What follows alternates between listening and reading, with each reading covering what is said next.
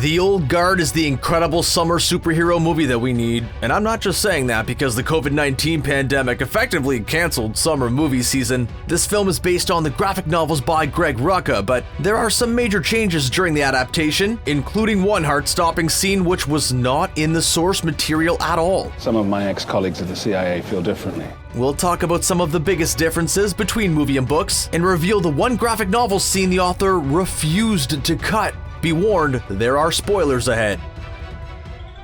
The premise of The Old Guard is that there's a group of essentially immortal people who go around trying to do good and succeeding for the most part, but I say that they're essentially immortal because while they can recover from grievous bodily harm, their healing abilities can vanish suddenly and without warning. Although Andy and her friends have seen it happen to others, they feel pretty invincible, particularly Andy, who's been around the longest, so it's quite surprising when her luck finally runs out and she finds herself unable to heal even the slightest of wounds, and this was also surprising for fans who have read the comic book where Andy's powers remained. According to Old Guard director Gina Prince-Bythewood, she was worried that the stakes of the film wouldn't be enough to maintain audience attention. After all, if you know the hero is going to be completely fine at the end of every battle, the fights become a lot less entertaining. So, in order to ensure the audience was on the edge of their seats, she removed Andy's ability and made us wonder if this would be her last mission. Even though we didn't see much of Andy's old associate Quinn, the scenes we did see her in were pretty intense to say the least, but her brief appearances were enough to see that she's different from her comic book counterpart. Right away, a major change is that her name is Quinn and not Noriko like it is in the source material. She's played by Vietnamese actress Van Veronica Go, while Noriko was Japanese. There was also a change in how she found herself trapped beneath the ocean, which I'm going to guess had a major impact on how she viewed her former BFF Andy, who was supposed to find her but gave up after a few quick decades. In the comic, the character is washed aboard during a storm, while in the movie she was shoved in an Iron Maiden and dropped into the ocean as punishment for suspected witchcraft. What was the reason for the switch? Well, according to author Greg Rucka, the answer is simply money. Filming a big storm would have been pricey, so they unceremoniously pushed Quinn into the sea instead. Although this movie was budget-based, Rucka fully supports the change and says that it highlighted just how awful people can be. According to KiKi Layne, she was excited to work with Academy Award-winning actress Charlize Theron, and the two got off to a rather intense start. This fight-fueled plane scene was the very first one Layne filmed for The Old Guard, and it's an action sequence you won't find in the source material. When the group of immortals dream of Nile Freeman, Andy volunteers to track her down while her friends work on tracking down Copley. But for some reason, Nile isn't happy about being kidnapped by Andy and puts her marine training to good use by fighting back. Even though this scene was not in the comics, Charlize believes that it's a prime example of physical storytelling, which helped establish the characters of Nile and Andy and set up their relationship with one another. The space really lent itself to the storytelling of the fight, right? Layne said that while Nile didn't have the same experience as Andy, this battle demonstrated that she has the same heart. Not only was the plane fight uncharted territory, but according to Theron, it took her 4 months to learn that flip move and make it look as though she'd been doing it for centuries. The plane scene was new ground for Nile's character, and so was pretty much everything else about her. Nile is the newest immortal, and the film focuses on her coming to terms with leaving her old life behind and fitting in with a bunch of ancient superpowered people. So really, a classic coming-of-age film.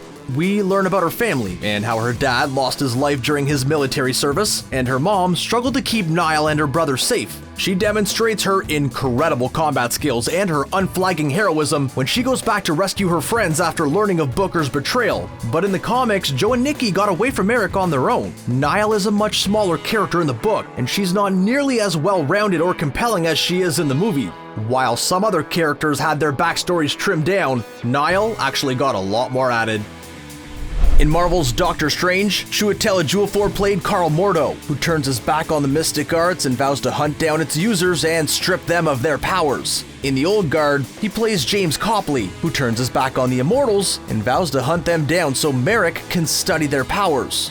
I'd love to talk about if this means The Old Guard takes place in the Marvel Cinematic Universe, but I only have about 5 minutes left, and that's barely enough time for me to kick off a good conspiracy theory. Anyway, even though Copley is trying to hunt down our heroes, it's hard to not feel sorry for him after we learn that he watched his wife pass away from a painful battle with ALS. She couldn't talk.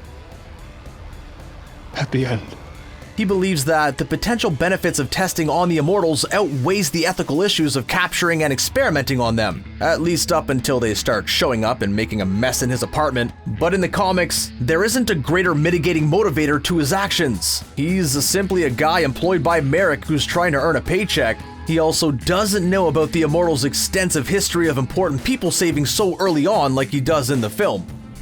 Even though Andy's the character with the most amount of backstory, we learn relatively little about who Andromache of Scythia really was. Although, there are some clues here and there. Andy doesn't like to talk about her history, and considering what happened with her and Quinn, it's hard to blame her. But the comic book goes into more details about her many battles as well as her origin story. Finding out that you're an immortal would be a lot more fun if it didn't involve a would-be fatal wound, and in the source material, we learn that Andy made this discovery at the hands of a woman she viewed as a mother, so she's already experienced a severe betrayal at the beginning of her journey, which makes what Booker did to her and her friends even more painful. And speaking of that dastardly Booker, he had his own sob story about discovering his superhuman ability, which was a lot sadder before he betrayed all of his pals. Booker, you jerk. In the movie, we learn that he came back to life in 1812, and that he fought with Napoleon during the invasion of Russia, which, spoiler alert, didn't go well. But in the comics, there's another part of his story that may have hinted all the more heavily at his eventual betrayal. He didn't just lose his life in battle, he lost his life at the hands of his own men after he was caught trying to desert. Apparently, he didn't learn his lesson the first time around. According to director Gina Prince-Bythewood, Booker and Andy went through similar experiences in their past, but Andy has always dealt with things like a true warrior. She believes that there's no giving up, no matter how painful things can be, and Booker believes that when the going gets tough, he gets out of there.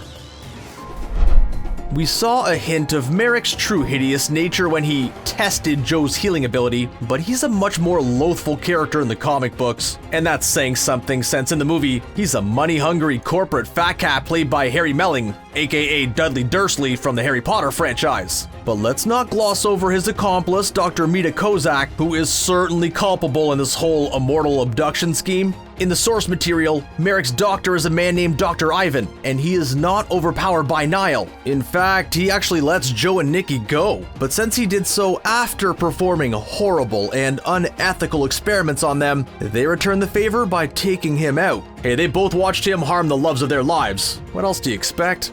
In contrast, Dr. Kozak had a much smaller role, and aside from Joe briefly admonishing her about her lack of ethics, she wasn't majorly involved.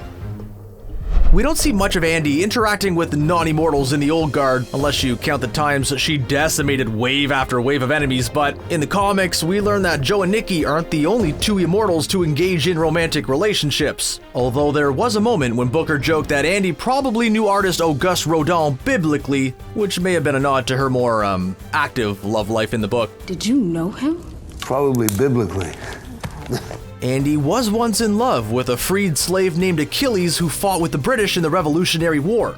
He had the chance to grow old with Andy, but since she really doesn't do the whole growing old thing, she left before he could learn the truth about her. We saw that she and Quinn were close, but in the comics it's clear that they weren't strictly platonic pals. It's actually kind of interesting that they left this detail out, since Greg Rucka insisted that Joe and Nikki's romance be fully realized in the movie. He made sure that the scene in which Joe describes his love for Nikki while they're being transported to Merrick was incorporated into the movie. This scene came directly from the book, and director Gina Prince-Bythewood said that it was a great source of inspiration when making the movie. I don't suppose it would be possible to get these chains off of us.